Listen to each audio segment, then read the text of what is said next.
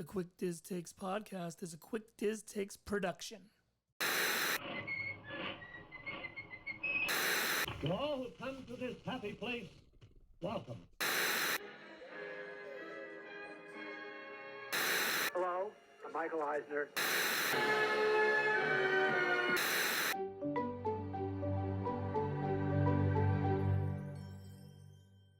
Oh boy.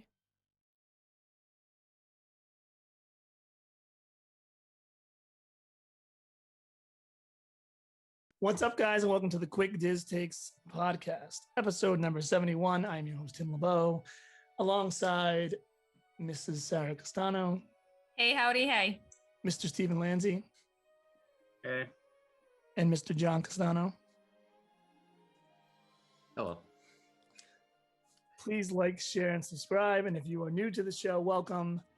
And we appreciate you listening. Also, check us out on quickdiztakes.com and keep an eye out for our Patreon page, which I keep advertising and will be launching soon, I promise. All right. So for a long time now, for those of you who've been listening, weekly, we've been basically doing the show in 3 segments. We're doing an attraction series at one point and then an elimination series for a long time, way too long in some ways, and then putting a celebrity in the park. But this week, I don't know how these episodes are going to go week to week, but this week we're just going to try something a little different. We have one segment, which I think will be, enough to talk about for quite some time, and we're going to see how these segments go. So basically what the segment is going to be is definitely like, we'll bring up a classic attraction that no longer exists, and then we'll talk about its replacement and whether or not we think was a good change, bad change, or somewhere in between. This week we have decided to discuss the Backlot Tour versus, and I'm gonna use both lands because I think it's in general it works out. The previous Hollywood Studios, aka MGM Studios Backlot Tour versus what is there now with Galaxy's Edge and Toy Story Land, and whether or not we were fans of the Backlot Tour, or we thought it should stay, or do we think the lands are better now, or basically whatever we think. So how do we get this segment going? And I was thinking about that, and I think that we'll just start with, the simplest thing. And what is everyone's opinion basically on the Backlot Tour to start off? So, 1989 Backlot Tour opens and that runs for quite some time. Did we like it, love it, take it or leave it? I liked it. Did you? Okay. So Sarah and Johnny, did you guys like it as well? Or? I loved it. I think my favorite part of that tour was the Catastrophe Canyon aspect. I liked kind of feeling like you were there. You felt like you were in the middle of a movie. You got to see the behind the scenes special effects, how it was all created, how they could reset and redo the effects. I thought seeing actual set pieces, streets, neighborhoods, I think that was awesome. You kind of get to see the science behind the forced perspective. I don't know. I really, really enjoyed that piece of the park. Now, I liked it as well, but was it not as effective? Was it more of a museum than it was a backlot tour down the road once it stopped becoming a working backlot? So in other words, I'm dating myself a little bit. When I first went, I was telling Johnny before we went on the air, I actually seen the Mickey Mouse Club literally shooting in real time. Act live right there. There was actually, I seen Pat Sajak and Vanna White on the set they were shooting Wheel of Fortune there at the time. I don't know if it was, I don't think it was permanently there, but I think they were just there. Wheel of Fortune sometimes tours, things like that were going on. Whereas the later tours were more relics from shows that, weren't being filmed there or weren't being filmed anymore. So did that make it better or worse for you? Or was that just, either way, it was cool? My memory of it, I remember the queue area had a lot of prop pieces and they had stuff behind those metal, not grids, but they're kind of like cages where they're storing things. It was meant to, but they had tags them. You knew what they were from, how they were, or who used them, whose costume it was, or whatever the case may be. So the kind of relic piece was there. You toured where the Golden Girls home was and kind of, that aspect of it. So that was kind of cool. Like, oh, this was actually used. This is what we used to film this, even though it was no longer being used for that. But then you got to experience the being on set piece. So I kind of felt like it really was a studio. And I know it was a working studio, but it was kind of like as close as you could get to Hollywood on this coast. Yeah, I mean, maybe it wasn't. I think you can still call the Backlot Tour just because of how they presented what you were seeing. It may not have been still working, but you still got that feeling of essentially a Backlot Tour. Right. You still got to see the props. You still got to kind of experience that. So I would say, even though there weren't, even though there wasn't somebody running across going places, I still think you got the feel of it. I still think, you got that experience. So, yeah, I mean, I think it's fair to say you can still call it Backlot Tour. And I've been watching the Golden Girls lately. So, I mean, if you show me an armchair that they used, I would still be going, oh, the author sat in that chair. So it's still be good for me. Yeah. Magic. I agree with that. It's almost a shame they couldn't still have a place where at least some of the relics could have been still displayed. Yeah, and organized manner. My memory is a little bit off on it, but how many people do you think they could take at once? Like how many? Ooh, a lot. Right? It was like the long trams, yeah. So when I first went on it, it was like 2 hours or 3 hours. It might have been 3 hour tour when it first came out. Something along those lines. I know, Gilligan's Island, and then it was like you even had a break and stuff in the middle of it. So it was because like the Great Movie Ride was there, and then there was that, and so it was there to eat up a lot of time. And eat up a lot of lines. Yes, yeah, and so it's been well documented. I guess not proven, but pretty well documented that Michael Eisner knew what Universal's plan was going to be to build their theme park, and it was in the meeting for that pitch. And then when he came over to CEO with Disney, he immediately, expedited like we got to get our movie park up before they get their movie park up. And so, I think it was kind of the fad in the late '80s, early '90s to have these studio tours. But I'll go to Johnny on this because he hasn't throwing his 2 cents in yet. Like with the way movies are made now, CGI, etc. Do you think the Backlot Tour would still be worth riding or checking out? Like, in other words, for example, would Catastrophe Canyon still be as like appealing versus some of the other rides you see now around the parks, or just the way movies are made in general? I think it would only work for a specific type of people, like the people who get, I don't know how many people get DVDs anymore, but if you who watch those extra features, who see how some stuff was made, how they did do practical things, even in like today's movies. If you went on a Backlot Tour now, you wouldn't see anything from like the Avengers, because that was basically things set up in front of green screen. So in like the big movies, no, it'd probably be more of your lower budget type of movies, which only are, only a specific group of people usually see. I mean, it's not the $1 billion movies. Like maybe you could get away with some Star Wars stuff because they probably still use practical along with the CGI, but like an Avengers or like any of those Marvel type movies, they don't use stuff, so that you're losing that. Like you'd probably lose kids going on those type of, if there was a Backlot thing nowadays. I think it's geared towards an older group of people where, even like what you're saying with the Golden Girls, or like they had the empty nest thing. Like they don't even like nowadays with these shows and stuff kids watch, they don't even, there's no theme songs really for these shows, and they don't even have like these intros. It just the title of the show or whatever will show up as these people as the show's starting. So there's no like, you wouldn't even see the Golden Girls house or like the empty nest building or things like that for these younger people, because stuff just starts. There's no, could you even do a top 5 theme song, like TV themes in the last 20 years that like probably on a couple come, but if you say what are the top theme songs from the 80s and 90s, you could probably rattle off 50 yourself. And all these, it's just everything's crammed nowadays. So like, I don't know, I'm trying to think of TV shows the kids watch, like everything is just basically on a set. I don't even think they go shoot on location anywhere. Everything's just done on set. So it's not even like you could, not even like a backlot tour, but you couldn't even go to these places where stuff's set because everything is on a tour, on a backlot in a studio, like The Office. We couldn't go, like I could physically go to where they shot The Office that up and go see it, but then another kids TV show, I couldn't go see the set they do because it's on a set, not practical. So I don't know. The backlot worked for people our age-ish because we were interested in those things and they showed more. I don't know the words I'm looking for, but like I guess they use more practical stuff.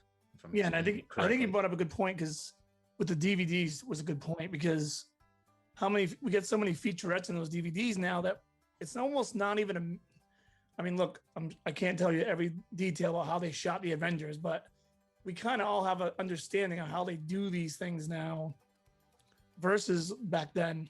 And like I said before, Catastrophe Canyon, Sarah Edmonds, she loved. I think it was a highlight of the tour, but with all the rides we have now, is because like thinking about going to Catastrophe Canyon now, is that even going to be a thing anymore? Like, I mean, they still have in France, I think. If they were to bring back a backlot tour, or I'd say reinstate, because obviously they can't just like freshen up this stuff there now. But if they were to kind of put in a new backlot tour, it would have to be very different from what was pre-existingly there. I think they could have kind of that interactive piece. I don't know necessarily that they would do Catastrophe Canyon, but it would be something that would require special effects where you drive around the back and you see that it's a facade. Like you see that it isn't actually, you're not actually in a canyon or a gorge or whatever, that you see the pipes, you see all the inner workings of it. And I think there's something along those lines, but it couldn't be as simple as riding in a tram through the front of so-and-so's house or a recreation of this house. Or I don't think that piece would be appealing and bring crowds in. I think it would have to be something more interactive and kind of engaging to get people's attention, especially you don't want a one and done ride. You want something people are going to continuously go on. Yeah. Plus with the technology change now, like what we're doing right now, the four of us sitting here and the way this is going to look by the time it comes out would have been intriguing when that tour first came out. And now we can just do it from our house. And so I think it makes it more difficult. Like I remember going on, I don't know if it was still there when you guys were seeing the tour, but they had the bee from Honey, I Shrunk the Kids, and they would always pull two volunteers out, sit on the bee, and act scared. There was a green screen, and then they would show you the post-production. And it's like, cool, but maybe not so much anymore because it's kind of like basic. Not when Zoom has dated. Video conferencing exactly. It's kind of dated, and I don't know. See, you said with when they stopped using it as a backlot, and I think that has a huge thing that like made the decision easier for them to shut it down, because I could see props used, which I mean I could spend a whole day looking at props because it's just wow, that was on TV. Like that aspect is cool, but I don't think that could be a building. You could go into, like museum-ish type thing. So you could but the fact of driving around what resembles what a backlot looks like, but is not in use, is to go to Hollywood studios. They don't use it, but I can't, like if I go to Disneyland to go on California, I mean, I can't wait to go on the Universal Backlot Tour out there because they use it to they'll use it tomorrow. I can go and see what, these neighborhoods that they film. I can go see where they film. I think isn't the Christmas Vacation House there? I think, and I can go see Hill Valley from Back to the Future. Like I can see that's awesome.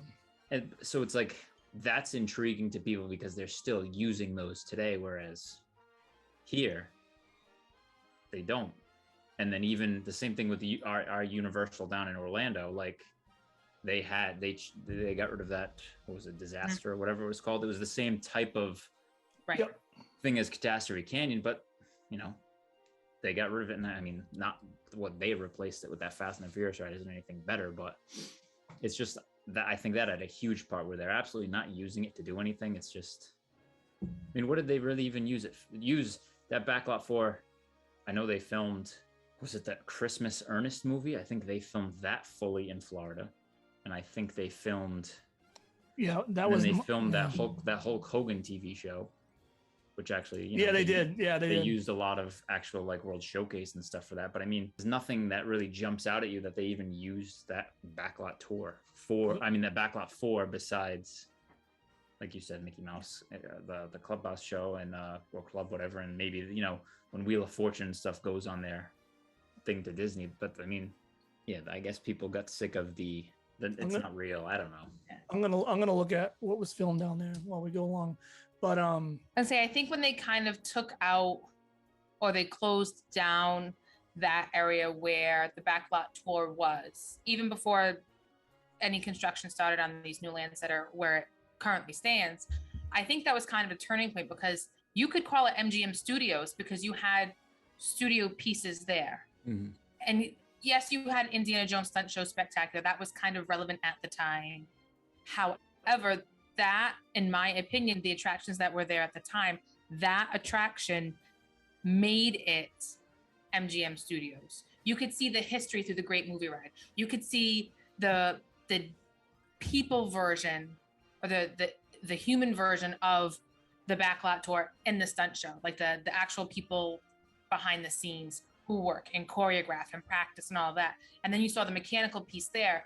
But without that set piece of a studio, it kind of lost that. Okay, so now this is just the park where we put movie-based attractions, shows, rides, restaurants, and it kind of lost that studio feel to it because that was, I mean, in my opinion, that's kind of the centerpiece. I mean, I know technically the Great Movie Ride is their icon, Chinese theater, but that was kind of what made the park. That was the whole idea. You have the old time Hollywood feel, down where the Tower of Terror is. That, I don't know, I feel like it just kind of became okay, this is kind of themish now, but it lost the studio feel when that closed. Okay, just sidetrack real quick. So we had Ernest Saves Christmas, Splash 2, The Lottery, Quick Change, Oscar, Passenger 57, Marvin's Room, Tarzan, The Epic Adventure, Tower of Terror, Instinct, and Kermit's Swamp Years. Those were the films that were produced at Hollywood Studios. Television series, The Golden Girls, exteriors only. Teen Win Lose a Draw, the all-new Mickey Mouse Club, as we know, separate but equal. That doesn't sound like it would age very well. Adventures in Wonderland, Thunder in Paradise, which was the Hulk Hogan show that Johnny had mentioned. Big Bag, From the Earth to the Moon, Mortal Kombat Conquest, which I don't even know what that is, but that just seems interesting. And the Dooley and Pals show. And then they made Roller Coaster Rabbit, Trail Mix Up, Mulan, Mickey Mouse Works, John Henry, Lilo and Stitch, and Brother Bear in the animation studio there, which I think got more play than anything else in that. Yeah. And I mentioned it in a blog I did on the website. I feel like Disney over time, and this is probably why they replaced this a little too, is they've kind of they've tried all these different things, right? Like Epcot, they tried Animal Kingdom and Hollywood Studios. And when push comes to shove, like the Castle Park, as you want to call it, is the only formula that seems to work, really, where you have these lands branching off in a spoke type fashion and people can go to them. And it's what the people want. And every park is slowly evolving into it, if they're not already there. Like Epcot is definitely going the way of the Magic Kingdom. It's just taking some time, but it's getting there. Yeah. Hollywood Studios, I would say, is probably there now at this point. I mean, if you think about it, their feet are both in. Yeah, you go straight ahead. You get two lands in the back. You got Mickey and Minnie's Runaway Railways. The centerpiece you go to the right is basically another land. Not really it's Sunset Boulevard, but it's kind of its own land. It has a feel to it. And eventually that part with the Muppets and Star Wars will kind of, they'll tweak that out a little more too. Yeah. And then they're talking about doing some kind of Pixar section or whatever. So it just makes you wonder if it was what we're talking about with the way things are made now that killed the studio tour, or if it was sorry, Gary, I need to get by, or if it was the fact that they just had to get to that model. This is what I'm trying to say. So was it because the studio tour had it? Like, if let's say the studio tour was immensely what it stood, if it just continued to be popular, or popular enough, or was it going to go out out the window anyway? And did they rush it? Like, was it built? Like I was telling Sarah, you had got. I was telling Steven and Johnny, they did it. Eisner, expedited that to happen so they could beat Universal out. Yeah. And then in the end, I think they realized, I think by the time they built Tower of Terror and Rock and Roller Coaster, they already realized this was not going to be, like, if they had their own thing in Disney Springs or their own gate somewhere where it was like, hey, you can spend a couple hours here a day and we're going to give you all the relics of Disney movies past and you can see a whole bunch of stuff. People like us would probably, we'd probably go there and spend 30, 40, $50 to get in there for a day. Right. But I don't know. It took up a lot of. Go ahead, Johnny. That's beautiful. I mean, that you're saying that's a beautiful. They should, since they can't seem to do anything where, you had Disney Quest and NBA Experience. I mean, that is the perfect. Yes. Make that a Disney film museum and show. I mean, people will go to that because it's a specific. You spend a couple hours in there. You don't have to worry about taking up space in one of your parks. I mean, it could even be like the prop culture show. They could, and it's a rotate. They have so much stuff it can rotate through. You get seasonal things and attractions, and you can just continually pull new guests repeatedly in. Well, and you have franchises too. Right. So there's a Star Wars area and a Marvel area, no matter what. Mm-hmm. They have their own areas, and you can rotate your stuff in and out of there. And then there's Disney animation area. There's Disney live action film area. Like you're saying, basically, but just I mean, stuff is done easy. Stuff is just sitting in their archives, and people love that. And you just, rotate it, like I said, rotate it out every couple. Kind of like Launch Bay. Have like a lot. So maybe a couple things are on sale in there too. If this is the shoes that B. Arthur wore, Steven. Here you go. Drop $400 right now. They're yours, kind of thing. And people will buy stuff like that because I think that R2D2 was what $25,000, and then I guarantee you someone's bought one already. Oh, yeah. So they can sell them, I think it'd be a good idea. But anyway, let's get to the main point. So what do you think? The lands now versus what they had then? I mean, we all like the tour, but what do you think about the expansion? And I like that they are doing something that works. Like you're saying, the spoken, like that works. Having lands, like full areas, not a ride here, an experience here, but kind of a cohesive area where they can group that together. I do appreciate that. It did increase attendance because before, I liked Hollywood Studios, but it was, MGM. It's still MGM to me. It'll always be MGM. Always. I had the Backlot Tour, and there was like the Honey, I Shrunk the Kids, but it was kind of like a. That was it. And then you had the Great Movie Ride. Right, and because I went with my parents, and my parents aren't real thrill rides. So they would wait outside if we wanted to do Tower of Terror or Rock and Roller Coaster, which was great because, my sister and I felt like, ooh, freedom in Disney. But then I felt bad because my parents are waiting outside in the scorching heat while I'm in line. Or so it just kind of, we took advantage of it, but we didn't want to abuse that option because now your parents are sitting out in the heat. But it definitely increases attendance. It increases people's interest in going there. I think, and I know how much you adore the virtual queue, but I think that's kind of a way to drum up kind of excitement and interest and people talking about it. And even that's like free advertising. People talking about it, good, bad, or indifferent. People over here join the conversation. Now their curiosity's piqued, or maybe they wouldn't have gone, but now they know about this, and now they want to see if they can get a boarding pass for Rise of Resistance. So it's kind of, I don't know. I do like that it's increased attendance, which has helped the park. But I feel like when they got rid of that, it lost the studios, that whole Hollywood movie feel to it. It's gone. There's no. It's not there at all. I guess if you go into Backlot Express. Backlot Express. I couldn't think of it. See, they've even that even had little things in it. They try to. There's still a couple things. Yeah. It's just like wall decor. It's nothing like I know they used to have I think they had some kind of prop car from Roger Rabbit in there, but they got rid of all that stuff. Even if there was stuff in the ceiling, and it's just a place to get food now. I think it should have been. You never went on the Backlot Tour, Backlot Express. Like, what's the connection? There's a disconnect. Yeah. Yeah. Now Yeah, Like I told you, when you can look it up when I first went, I remember it. That would be that. Like you take a break there, Yeah. and you could eat. It's kind of like Disney was like, take a break. Like I don't even know if you Take a could break. leave. I don't even know if you could leave. And I remember they had the cutout like this of Roger Rabbit run through the wall, because Roger Rabbit was like the second coming of Jesus at that point for everybody. And 1989, that was a big deal. Yeah, they used to have like the steamroller too, because you used to be able to lay underneath it. Yeah. Take a picture. Yeah. Like it was just some of the stuff was really cool, but It was cool, but they had nothing in the park at the time too, so it had to be.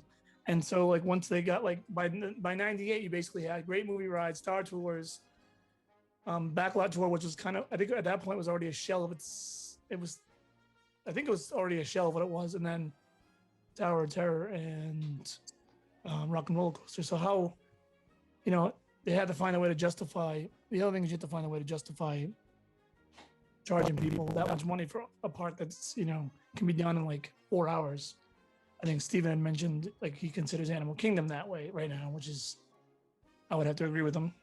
Well, I mean, obviously minus Avatar. That's the It's a half day just to get on that. The line takes 4 hours for Flight of Passage, but if you don't care about Flight of Passage, then I can do Animal Kingdom really before lunch. It's really a 4-hour thing, because some of it is because of Flight of Passage, but if I'm being honest, I did that before Flight of Passage, and that's hitting everything that I want to do, even the Lion King show, which is one of my favorite. It's really one of my favorite things is the Lion King show. I mean, I feel like I'm watching a play. Here in Rhode Island, I would say the Providence Performing Arts Center. Obviously, people from New York would say Broadway. But that's what you feel like you're seeing. So yeah, it's definitely a half a day park for me. But love it. Like, love Dinosaur. Absolutely love Dinosaur. I love Everest. I love a Lion King show. It's a great time. So kind of piggybacking on that, and I guess the theme of this conversation is going in a little bit of a different direction, but it's a good direction. Is that part of this is a byproduct of Disney having to kind of format their parks a certain way. So I guess it's safe to say that what they did is the way to go, though, because how much, like, what would we have done, So if yeah, so you are correct that geographically, right, they're getting very similar in how they branch off. Yeah. I would say what drives that for sure, especially the last 10 years, is immersion. That's what the name of the game is modern day. It's immersion. Even if you go to Universal. So I went to Universal and they have the whole Simpsons land, right? You feel like you're in the Simpsons. So it's definitely the name of the game now. MGM, I just like to call it MGM. It seems like the original plan, and it's still there a little bit, was to show the Tinseltown version of Hollywood, basically the Hollywood of Tower of Terror. Like when you watch the video and that's with the white light. Definitely. I mean, and I love it. I love that look. I love all the white lights and everything. But it has no connection to younger people. It barely has connection to people my age. I just know it because that's what my parents, I kind of grew up on. So the name of the game is immersion. So to that end, yeah, it was worth the sacrifice to take that land and make it Star Wars. I definitely wish they would add more movies. There's a great meme that has Sam the Eagle in front of the Hollywood Studio sign. And it says, "Welcome to Hollywood Studio, where we celebrate movies." Well, mostly Star Wars. But yeah, some other movies do. So I would like to get a little bit, but other than that, I mean, this is what people want. I mean, people go to Epcot for immersion. You go to Italy to hear everyone speak Italian, to eat Italian food. You go to this is why people who know like 3 words of Spanish go get their chips and salsa gracias. You know, it's it's like, because it's just it's not. It's also why I think a lot of people were upset that they took out Maelstrom and they put in Frozen, because you're ruining the immersion. You have a park dedicated to movies. You can make that right. This is the park for culture, not films. Right. And I think they can do a much better. I think if this is where they're going, and it obviously is. By the way, we're talking about Star Wars Land and everything, and I got my Rogue One shirt. Nice. I think so just like Magic Kingdom has, Frontierland, has Adventureland. I think Hollywood Studios can do something similar and have Pixar Land. I know they have Toy Story Land, but more of that in that area. So you have Frozen, you have why am I blanking on any other? Listen, Mermaid's just sitting there closed. Right. It's right around the corner from Toy Story Land. Do something with it. You can have like the 90s Renaissance section, right? Yes. When you had Pocahontas, Hunchback of Notre Dame, Hunchback, Little Mermaid, Fern Gully. Why not? Like whatever. Oh, that's 20th Century Fox, but they own Fox, right? Oh, yeah. Well, whatever. Whatever. We get revenue. The man's point is taken. Yeah, point's taken. And what's another interesting thing I just thought of? You mentioned the Hollywood Tinseltown feel. That's another thing I think where they screwed up was Eisner went all in. He built that with the feel, and there were projects like Roger Rabbit's ride that was supposed to go in there. Dick Tracy was supposed to have a ride that went in there. All those movies fall under the feel of that. Twilight Zone as well. Yep. And I think they were they thought that was where it was gonna come together, and then. Well, Roger Rabbit became more complicated because Amblin owned half of that character, and so they couldn't really do it. They were able to do it in Disneyland because they did it quick, and by that time they just kind of had to let it go. But they weren't going to do it over there because of that. And then Dick Tracy wasn't as popular as they thought it was going to be, even though I think that's a great film, in my own opinion. Also, don't forget when it comes to the the Golden Age, Tinseltown, Hollywood, right? It was all tied together by the Great Movie Ride that highlighted those classic movies. Well, now you're not highlighting any classic movies. Now, could they do something? Yeah, I would love to see somebody dressed like Gene Kelly singing in the Rain randomly. Why not? It's Disney. Who's going to They have a marching band at Magic Kingdom. I mean, and no one bats an eye. Everyone just goes, "Oh, yeah, that makes sense." So, I mean, you can do stuff like that, but there is nothing tying into the Golden Age, Tinseltown, Hollywood feel. Yep. So it's kind of almost at this point disjointed. The only thing, honest, at this point that ties into it is at Christmas time, because they play a lot of the classic, like the Sinatra and the Dean Martin and the Bing Crosby in Nat King Cole. They play those classic Christmas songs, so then it does kind of fit in with that Golden Age.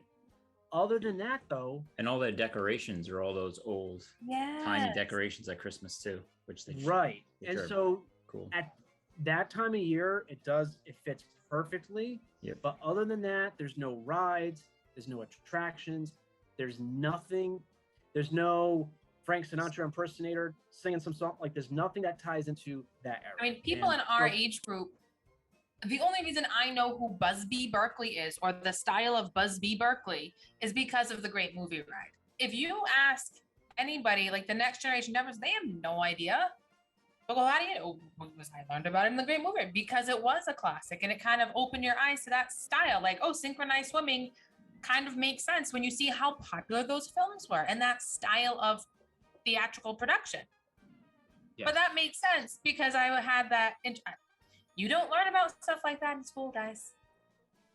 No, and I watched the video recently. Someone made a good point. It's like that Mickey and Minnie was a great, next step for it was a good replacement, but it's not good in the sense of the Great Movie Ride should just remain there, and they should be fixed and and redone and kept up to date, and it belongs in that Brahmin's Chinese theater. That's the centerpiece of the park. It doesn't. Mickey Minis should have been made and either put in Magic Kingdom or put somewhere else in Hollywood Studios. Maybe replace where like Star Wars Launch Bay is. Mhm. But it shouldn't be in that building. I never really thought about that, but he's got a good point. It doesn't make sense. And the other thing I'll say about Tinseltown is like the Chinese Theater and Tower of Terror, I guess, are the only buildings. Well, the buildings, I guess I'll still have that kind of look, right? The gift shops and stuff. But like Lindsay said, if you don't have anything else going along with it, then I don't know. The Great Movie Ride is a sore spot for me. It's same. Love the Great Movie Ride. I'll tell you, the last time I went on, I knew it was going to be the last time on it. I took so many photos. Like I was just like, and because there's just no excuse to not have. I mean, you literally have the building's called the Chinese Theater. Yes. It's a theater. Well, it's funny because that ride originally was supposed to be a pavilion in between the land and Imagination and Epcot, and Eisner liked it so much he built an entire park around it. So that the park was built around that ride, literally. And they just could have. I guess once that went. Oh God! I mean, they just. I mean, yeah, refurb, cool, but they could have made it such an interesting ride. They could have done 4D if they wanted to. I mean, to have Fred Astaire and Ginger Rogers dance like right over your right over the ride, right? And then, but then you move into Footloose and Dirty Dancing. Well, that's the thing. Right? More movies came out, so now there's different classics to be shown. Right, and you could still hark back. So you can still hark back to those old a little bit. You still keep them in there, maybe to a lesser degree, and play more about, obviously any John Candy movie. He should just get a ride by himself. Why? Because I love John Candy. Who doesn't? Candy. But Star Wars. I love that cartoon. Yeah. I mean, it's just you show the evolution of that and say this is when we use storylines. This is when we use movie sets, and that's when we use the green screen. And look how that came out. You could do. Yeah, it's a soft spot. Sorry. It could have been a rotating thing. There's so much that could have been done. I mean, I go back to the fact that it lost the feel of a studio, and it was MGM Studios. It's Hollywood Studios. Okay, so yeah, we have that Hollywood, like Lindsay saying, that golden age, like Hollywood, yes, but it lost the studio. In 2014, Backlot ended, and then the Animators Tour, which kind of also connects it to a studio, that ended the next year. And then it was another 4 years from when Backlot ended to when Toy Story Land opened with Aliens, Swirling Saucers, and Slinky Dog Dash. And I'm thinking, well, what else is over there? The Toy Story Mania, that opened in 2008. So Toy Story Mania opened before they closed the Backlot Tour and the Animators Tour. Like that seems like such a huge discrepancy between. I just but it lost that studio feel. Those were things that made it a studio. Great movie ride. Those I like. Ooh. It seems that the original goal. I mean, it's not the first time it's happened. But the original anchor, what kept the park tethered originally, is no longer there. Now, this happened first with Epcot, right? Because Disney wanted like legit city, and then that was going to be what tethered. And they said, no, we're not doing that. But let's have things from around the world. Cool. And then you get to Animal Kingdom. Learn about animals. You're going to go on the safari. Although a buddy of mine swears that lion is an animatronic. He goes, he's on the same hill, eating the same thing, the same grass every time. That's But then they said, okay, we'll make Avatar. That's lost. It's lost its way already. So it's like, wait a minute. I thought I was supposed to learn about culture and animals and things that occur in real life. No, Avatar. Okay. So now MGM, like you said, is a studio. Well, now it's not. It's a shrine to Star Wars. Toy Story. It's happening everywhere. People are disinterested. It's immersion. People want immersion, and it's cool. Like I'm not, it's really cool to be. Like I said, even if you go to Universal and you're at the Simpsons world, But when you do that, you need to take up huge swaths of land, and you limit your options.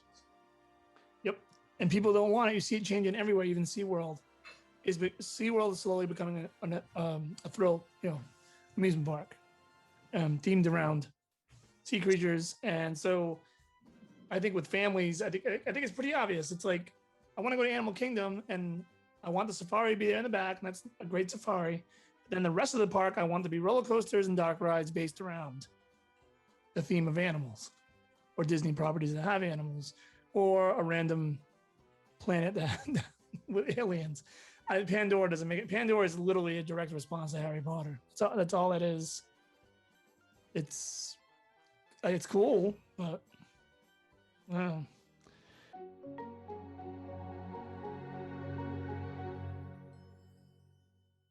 What's up, guys? It's Tim, just reminding you to check out the new website, quickdiztakes.com, for more content from providers such as blog posts and opinion pieces. Also, check us out on any single podcast platform out there. And thanks for your continued support. And now back to the show.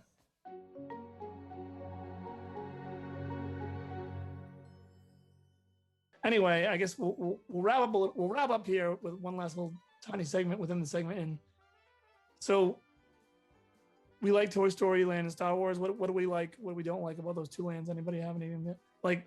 What, Johnny, was Toy Story Land better or worse than you expected it to? Is it better or worse than you expected it to be?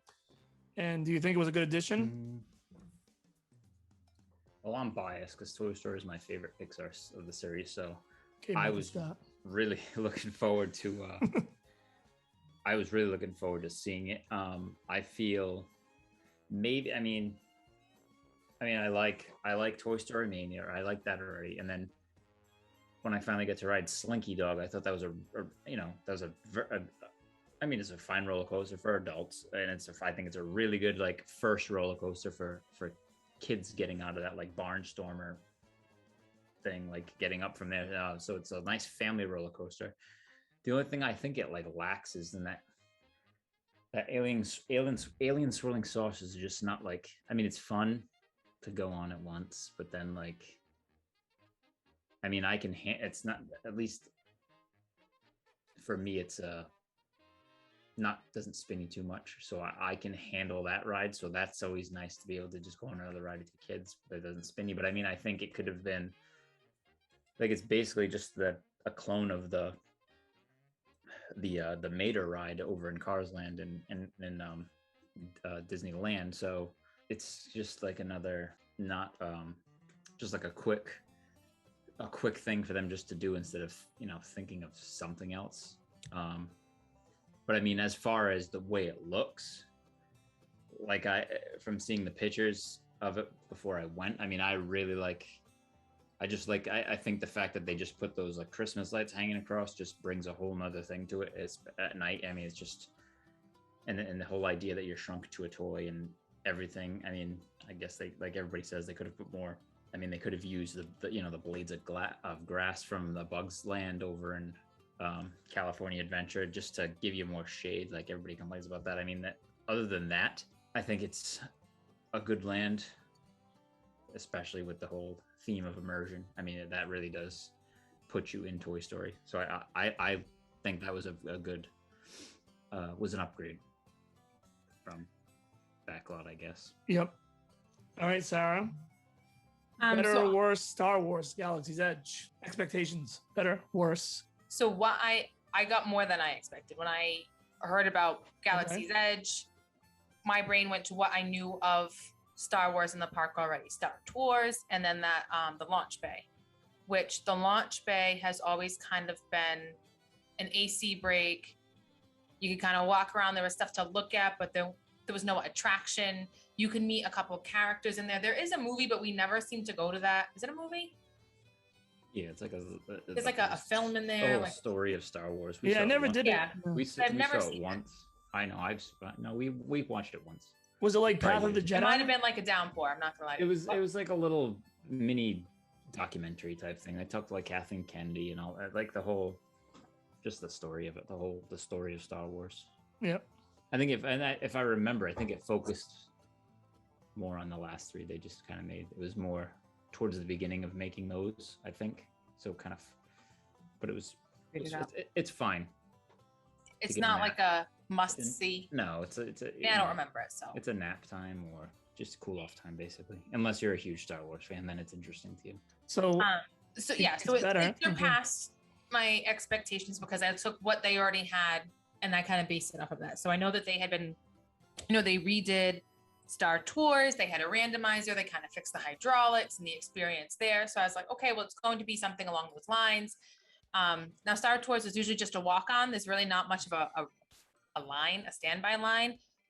I don't remember when we went, but we actually had to stand in line and I got to see the queue out front. The queue out front for Star Tours is actually super cool. But because it's such a walk-on, I never noticed. So I think if I had seen that, I might have had higher expectations for Galaxy's Edge. But I mean, I feel like because they had, and I don't want to say practice because they have the Lands of Magic Kingdom, but because they had recent practice in this new immersion style with Toy Story Land right next door with Andy's footprint in the ground and like those kind of details, the ground there, kind of like it does in Pandora with the bioluminescence, they have like Wookiee footprints, they have Ewok footprints, they have droid prints in it. So they took more detail with those things where you wouldn't necessarily expect people to put their time and energies into creating an immersive land. Even the line of sight, which they kind of forgot a little bit about on the Toy Story Land when they made Galaxy's Edge, because you can kind of see, they did make sure the line of sight, you have these spires everywhere. Even the sounds, if you sit in one spot, the sounds kind of travel. So it's not just like a sound playing from the same speaker. It sounds like whatever that creature is on the other side of those bushes is actually moving. Like they did take their time there. I know it's kind of cheesy and corny, but they changed the details on the Coke and Sprite bottles. They brought menu items of blue milk, green milk. So, I mean, they put creativity into food items and menu offerings that maybe you wouldn't get that. I mean, what's so specific to Adventureland aside from a turkey leg? They created menus. I feel like it was a lot more immersive. And as much as I miss the Backlot Tour and how it contributed to the Hollywood studios or movie set feel that MGM Hollywood Studios is supposed to have, I think this was a big upgrade. I just wish they could have put it in different spots so we could have our cake and eat it too. See, the thing too with you saying you like the queue of Star Tours. Versus new. The queue, like I liked the queue of Star Tours when it still was the backlot, because once you get around, you see that it's a set on the AT-ATs. But now, since how immersive they built Galaxy's Edge, I don't like the queue because it's not full. So they changed my opinion on that. I mean, it worked fine when it was pretending to be it was a studio, it was backlot. That was cool because you see it from the front and then you see how it's made.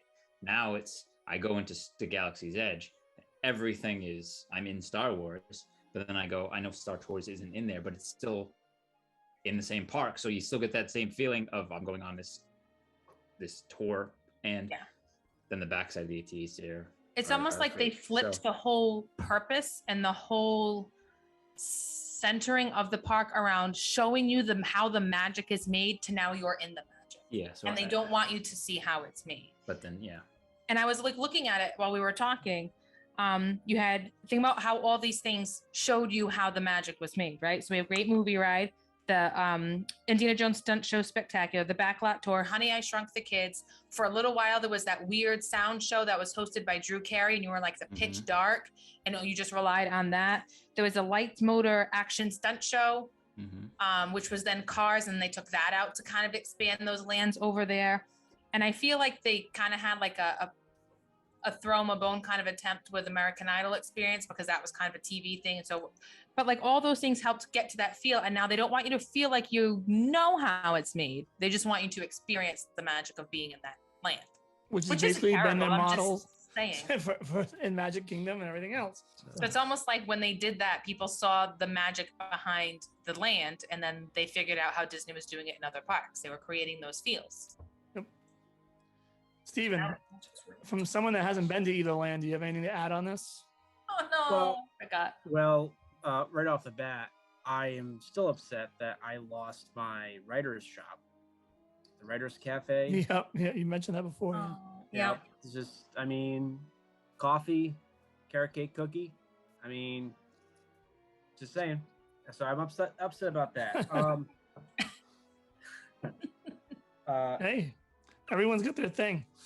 Now I have seen Toy Story Land. What had happened was before my last deployment, we were down in Florida training, and we got a day of liberty, and I went. So I spent literally a day in Disney, so I get to see it, and it really is something. I mean, the detail is absolutely incredible. So at the end of the day, yeah, I think it was the right call because of the direction of which they're going. Because it's not just them, it's also Universal. You mentioned Harry Potter. People want to feel like they're going to Hogwarts. So in turn, Disney wants you to feel like you're going to a galaxy far, far away. And they want you to feel like you're going to Andy's house. So, yeah, I mean, with the direction they're going, cool. I still miss that Tinseltown, Hollywood thing. I wish they would maybe do something, even if they tied it into to Disney. And I mean by that is old Disney, new Disney. Even if they kind of tied it into how animation, the progress of animation. But I haven't been to Star Wars Land yet. Hopefully sometime soon. But yeah, I think at the end of the day, it's worth it. It's the way it's headed. So I'm going to agree with everybody. I think it's worth it. I'm going to say this as my last point. I think Toy Story Land. How am I going to word this? It was done better than Star Wars in a way to me. Like, obviously the money was dumped into Star Wars and they went nuts. I get that. Mm-hmm. But I like the byproduct I got from Toy Story, from that franchise versus the byproduct I got from Star Wars. If I was CEO of Disney and they gave me $2 billion, I would say knock all Galaxy's down and redo it. I'm gonna tell you why. I've mentioned it before. I like it. Don't get me wrong. I just don't like how much it's based on the new franchise, and I don't like how much they're pushing. Be in our Star Wars universe that we created. And to me, it's great. Like, Rise of Resistance is amazing and stuff, but it's like it would be so much better if it was a more of a broad spectrum. I just don't think this trilogy. I didn't mind this trilogy or anything like that, but I don't think it's going to age well. And I just think, I know we say kids are going to grow up and it's going to be their Star Wars, and maybe that's the case. We'll see. I don't know. It's broken. It's very broken. Like the Last Jedi into the Rise of Skywalker. The story is barely makes any sense. It happens at light speed, to use a Star Wars term, and it's just thrown together because Rian Johnson messed up the whole trilogy with the second one, in my opinion, and a lot of people's opinions. Agreed. He left it. I remember thinking, when you first come out of a movie, you don't really know it. You got to kind of collect your thoughts, right? But the first thing I thought as soon as it ended, right, as I'm still sitting in my seat in the theater, was what's going to happen in the third movie? There's too much to cover. This didn't move the story along, right? The pacing of this trilogy is destroyed. And lo and behold, Abrams did the best he could, to try to cap this thing off. But it was almost like they didn't even take it seriously by the third one. It was almost like they were just you know what? This is happening. That's happening. It's just Palpatine's grandeur. That's going to happen. Yep, done. Oh yeah, look at all these Siths in a stadium. That's cool. Yeah. And so I'm not going to get too much on the movies, but that just, I don't know. It just to me, the land needs to be more involved with what's good about Star Wars versus maybe what's the weaker points. But Disney and JPEG, and this predates JPEG, but Disney has basically made it known that they're going to tell you what you're going to like, and that's going to be the end of it. And I don't know. Overall, the lands were worth a replacement. I like Toy Story better. I'm not going to go on further. I'm not going to rant anymore. But that's what I think. I think as this ages, I think Galaxy's Edge is gonna go back to just a general Star Wars land and not Agreed. stay in these three. I think it'll go either they'll try to drop it back to the original trilogy, or it'll just be a land that just has It's an homage. every character in it, because Yeah. even like they're supposed to be droids driving around. There's supposed to be all kinds of this stuff that's still not. I mean, I understand all what with the COVID and everything, but I don't see. I don't really see little R2 units and droids walking around after all this is said and done anyway. So I think it's just going to devolve into just a general Star Wars land, and just I think it's just going to be whatever you want that to be, because I know they've already in like the comic book stuff they've already made this Galaxy's Edge comic series, and I know like in like this Han Solo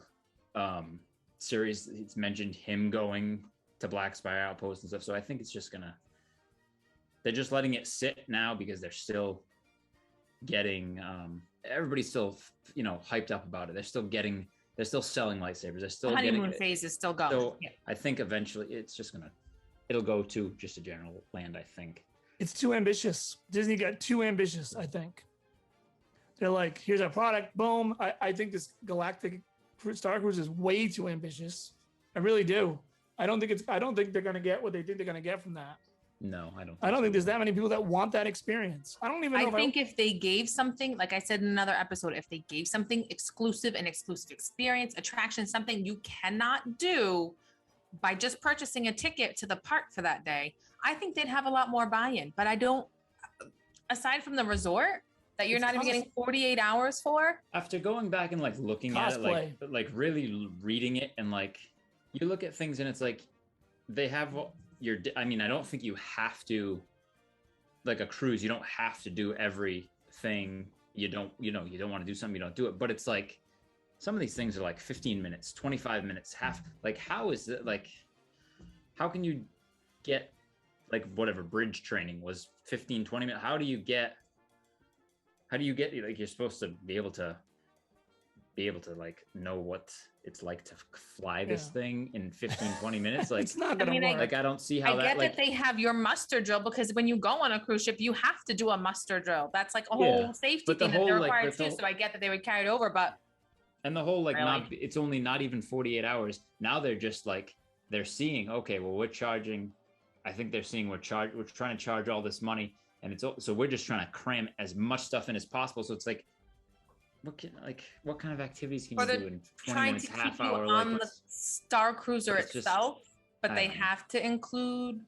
The more I look, the more I like read details and stuff into it. It's like, I mean, the idea when you didn't know what it was cool, but now like I really don't have any motivation to do it. I thought it was going to be another resort. Even if it was cheaper, I don't really like think it's. Yeah, exactly. Now, that was my next point. You could lower the price, I still don't care. Yeah, I really don't care. I thought it was going to be like maybe a top tier resort and a deluxe resort, like really, really, really, really themed out to Star Wars, and that piqued my interest a little bit. Maybe I'll pop over there for a night or something. Yeah. But or when I first read it, we didn't have all the details. I thought it was going to be like in Disneyland, where you leave the hotel by that back entrance that goes directly into the park. That's what I mean. Thought that's what it was going to be. Yeah, it's I don't know, whatever. We're gonna wrap up because we've been talking a long time, but that I don't get it. I don't get that. No. Yeah. Forget about the price points. We've already harped on that before. I just don't get it. No. But I'll be interested to see. I mean, there'll be a little honeymoon. There'll be that first month or two where the diehards are gonna go jump on it. But I can't wait to see what they have to say about it when it's done and all that stuff, or when they come out. Yeah. And I'm sure we'll be able to watch like a YouTube video of that will be more than enough for me. And I'm not even sure I'll be scouring for it either. Like if I happen to come across it, like depends what I have going on in my day if I'll watch. Like I'm not. Yeah. If it comes out, I'll watch it. It's about all I'm gonna give it. It comes across my news feed. And it will. Tim Tracker will do it or something. But anyway, they'll give all those people get free stuff. So we'll see it, but yeah, they'll get the media stuff. So all right. So I think that worked out pretty good. We'll pick something else behind the scenes and continue on with this next week with a different a different thing that used to exist and now doesn't exist, and what exists there now. We could do Disney Quest and then the NBA Experience. I think it'd be a waste of time. But yeah, we'll figure something out, and we'll do that next week. So yeah, let's get out of here. We'll see you guys next week. Thanks for listening, and enjoy your week.